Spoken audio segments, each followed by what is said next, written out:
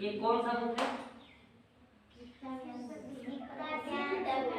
गीता ज्ञान बुक, श्रीमद् भगवद गीता। तो ग्रंथ था श्रीमद् भगवद गीता की जय। वेरी गुड, आवाज में, ग्रंथ था श्रीमद् भगवद गीता की जय। हरे कृष्णा कृष्णा कृष्णा हरे हरे, हरे राम राम हरे हरे। जोर से बोलिए, हरे कृष्णा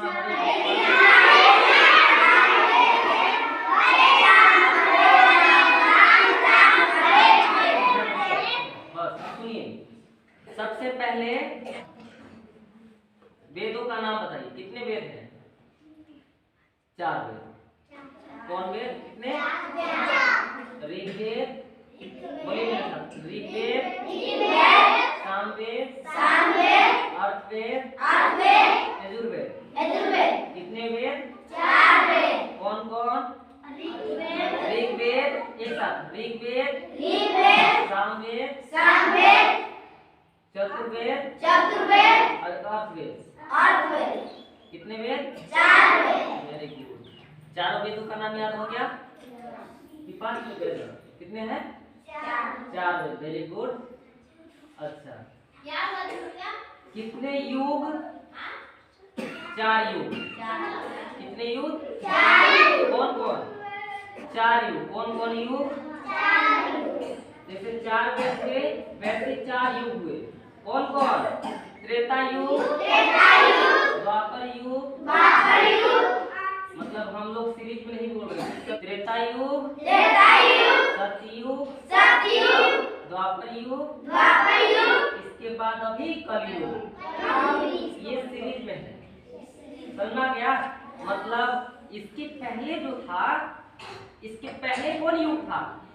द्वापर युग। द्वापर युग था। और इसके पहले कौन था? नहीं, पहले कौन था? त्रेता युग।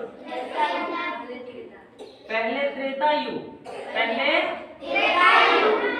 त्रेता युग, इसके बाद सतयुग, इसके बाद द्वापर युग, इसके बाद कलयुग। तो चलिए हम यहाँ से स्टार्ट करते हैं कि इसमें है दिव्य ज्ञान, और दिव्य ज्ञान चैप्टर का अध्याय 4 का दिव्य ज्ञान, और श्लोक नंबर हम लोग ले रहे हैं तीसरा। कौन? तीसरा का जो डिफाइन है बहुत अच्छा है। कैसे है? तो आपको बता दें कि जो राम थे वो राम कौन युग में जन्म लिए थे? कौन युग का राम कौन युग में थे? सतयुग में थे। कौन युग में? सतयुग। और कृष्ण कौन युग में आए थे? द्वापर युग में। कौन युग में? द्वापर युग। तो यहाँ पे बहुत अच्छा से चर्चा है कि कलयुग कितना वर्ष का था, सतयुग कितना वर्ष का था, त्रेता युग कितना वर्ष का था, कब राम आए थे, और ये जो श्रीमद् भगवद गीता है ये कब सुनाई गई थी। तो राम के जो पापा थे वो कौन थे? दशरथ।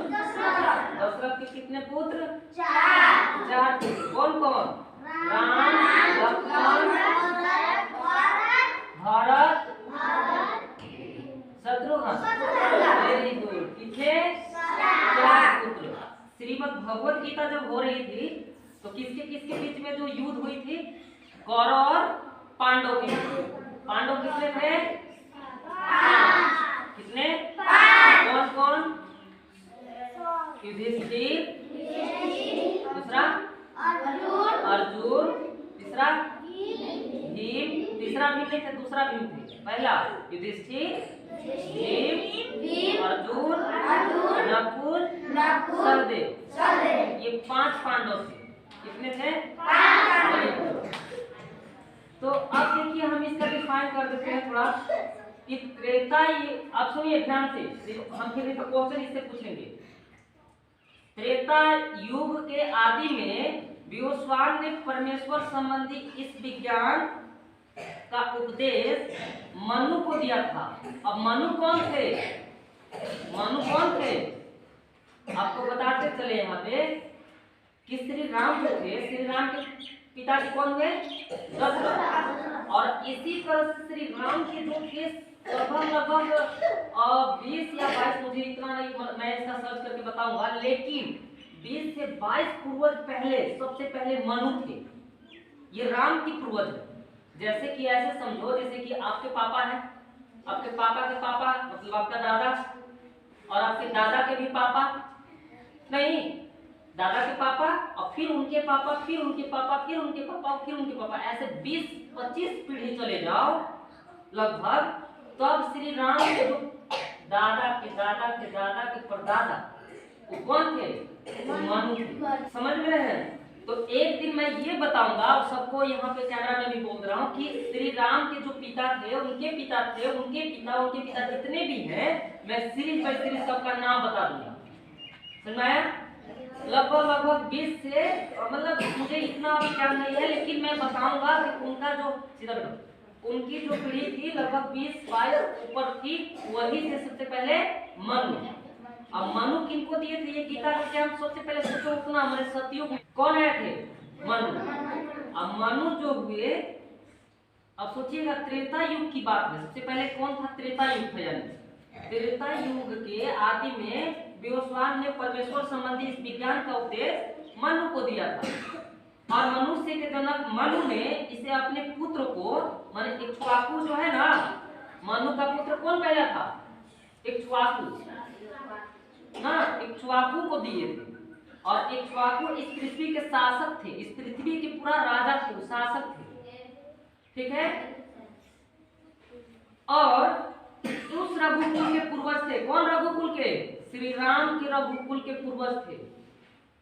मतलब अब समझो, अब श्री राम कितने बाद आएंगे? 12 और लगभग 20 इनकी पूर्वज गुजर जाएंगे, तब आएंगे दशरथ, तब उनका पुत्र होंगे राम, श्री राम होंगे, इसके बाद लक्ष्मण, भरत, शत्रुघ्न होंगे। समझ में आया?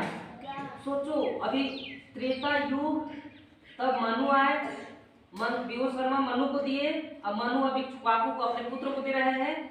अब इक्ष्वाकु कौन थे? इस पृथ्वी के राजा थे एकमात्र, उस समय जब पृथ्वी की शुरुआत हुई थी। समझना है ना? इसके बाद इसमें रघुकुल, जिसमें भगवान श्री राम ने अवतार लिया था, और इससे प्रमाणित होता है कि मानव समाज में ये जो है महाराज इक्ष्वाकु के काल से ही श्रीमद् भगवद गीता विद्यमान थी। अब इस त्रेता युग में, अभी द्वापर युग में भी आएंगे, इसके बाद फिर श्री कृष्ण द्वारा अर्जुन को सुनाया जाएगा श्रीमद् भगवद गीता। ये श्रीमद् भगवद गीता कब से थी? त्रेता युग से, इक्ष्वाकु के समय से। अच्छा आगे चलते हैं।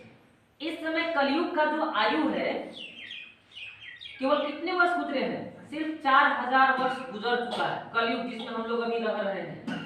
कलयुग 4000 वर्ष व्यतीत हुए हैं, जबकि इसकी पूर्ण आयु कितनी है? 4,32,000 वर्ष है। कितना है? 4,32,000 वर्ष है, और इसमें से कितना गुजरा है? सिर्फ 4000 वर्ष। समझो, अभी पूरा 4 लाख वर्ष बाकी है। इसके पूर्व कौन था? कलयुग के पहले कौन था? द्वापर युग। कौन युग था? द्वापर युग। और द्वापर युग का जो आयु था वो 8 लाख वर्ष था। कितना? 8 लाख वर्ष। तो 8 लाख वर्ष गुजर चुका है, एक बाद कलयुग आया।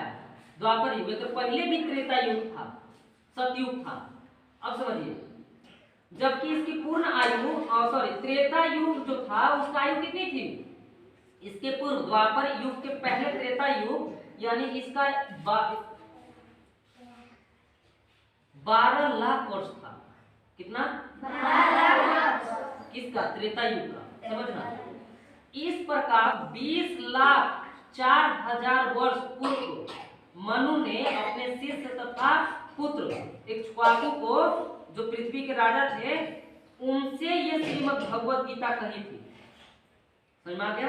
यानी कि इससे समझ में आता है कि 20 लाख वर्ष पहले की बात है। अच्छा, वर्तमान मनु की आयु लगभग कितनी हो सकती है? तो ये हो सकती है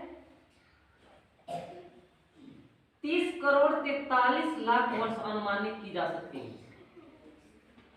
अच्छा, जिसमें से अभी कह ले तो 12 करोड़ 4 लाख वर्ष बीत चुके हैं, यह मानते हुए कि मनु के जन्म के पूर्व भगवान ने अपने शिष्य सूर्यदेव विश्वस्वान को गीता सुनाई होगी। तो अगर मोटा मोटा अनुमान लगाएंगे तो गीता कम से कम 12 करोड़ 4 लाख वर्ष पहले कही गई होगी। समझ में आ रहा है? अब इसके बाद फिर भगवान ने, श्री कृष्ण ने 4000 पहले, अभी 4000 पहले श्री कृष्ण ने किनको सुनाई है? अर्जुन को। वेरी गुड, तब तो आप ध्यान से सुन रहे हो। किनको सुनाई है? अर्जुन को। अब हम आपको यहीं पे ये समाप्त करते हैं, बताएंगे कि राम के जो भी पूर्वज थे, जहां से स्टार्ट हो रहा है विवस्वान यानी कि मनु से, और मनु के पुत्र कौन थे? इक्ष्वाकु। वहां से ये गीता स्टार्ट हुई है, और वहां से राम तक आने में लगभग 20-25 पूर्वज उनके निकले हैं। सोचो 20-25, तब जाके भरत, तब जाके दशरथ आए थे, इसके बाद राम आए। तब फिर राम के कितने पुत्र? 2। कौन कौन? तब जाके द्वापर युग आई, जिसमें श्री कृष्ण अवतार लिए, और इसके बाद महाभारत हुआ। इसके बाद अब कलयुग आया है। अब कलयुग में हम लोग क्या कर रहे हैं? अभी व्यतीत हो रहे हैं। अब कलयुग के कितना वर्ष है आयु? 4,32,000 वर्ष। 4,32,000। अब इसमें से कितना गुजरा है? अभी 4,000 वर्ष गुजरा है। अभी हम लोग 4 लाख वर्ष अभी तक हम लोग है। 32,000 वर्ष, मतलब 32 मतलब 28,000 वर्ष और 4 लाख वर्ष और, इतना पृथ्वी की अभी और आयु है। कलयुग की आयु है इसमें, मतलब जो युग है वो कलयुग में चल रहा है। इसके बाद घोर कलयुग आएगा, महाकलयुग। बहुत सारे पाप बढ़ जाएंगे, तो हमको पाप को हटाने के लिए, और ये सब का किसका नॉलेज होना चाहिए? श्रीमद् भगवत गीता का, गीता ज्ञान होना चाहिए हम लोगों को। समझ आ गया? तो आज के लिए बस इतना ही, और हम अगले एपिसोड में बताएंगे श्री राम के जितने भी पूर्वज हैं, सभी पूर्वजों का क्या बताने वाले हैं? नाम बताने वाले हैं कि दशरथ के कौन पिताजी थे, और फिर उनके पिताजी कौन थे, फिर उनके पिताजी कौन थे, फिर उनके कौन थे। ऐसे ऐसे लगभग 20-25 जो उनके पूर्वज गुजरे हैं। ठीक है, समझ में आ गया? तो ये कल का एपिसोड में हम लोग बात करने वाले हैं। तब तक के लिए हरे कृष्णा। तब तक के लिए हरे कृष्णा। तो उसी के साथ हरे कृष्णा कृष्णा कृष्णा कृष्णा हरे हरे, हरे राम राम हरे हरे। ग्रंथ का श्रीमद् भगवत गीता की जय। वेरी गुड, खड़े हो जाइए। अब आप लोग को जो चीज बताया जाता है याद भी रखोगे आप। समझ में आया? याद रखोगे ना? एक साथ मेरे साथ बोलो, कितने युग, कितने वेद, कितने पांडव, हाँ, राम लक्ष्मण कितने भाई? वेरी गुड, तब तो याद है सब लोग को। चलिए, वेरी गुड।